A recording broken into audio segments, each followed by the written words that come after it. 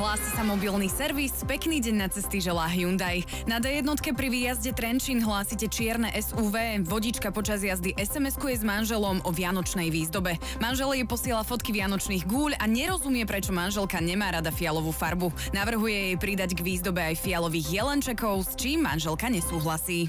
Prispejte k sviatočnému pokoju aj na cestách. Pokojné a bezpečné Vianoce bez mobilu za volantom vám želá Hyundai.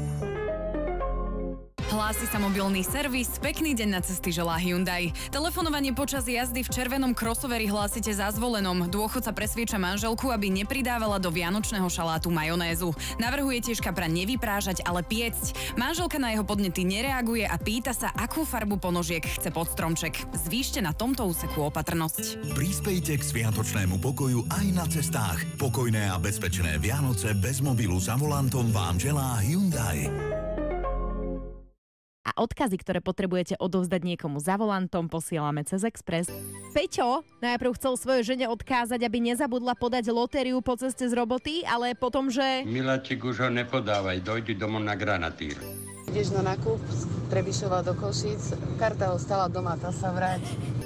Ahoj Peťko, tie fixky pre Nelku prišli, musíš ich zháňať. Dávaj na seba pozor, ahoj.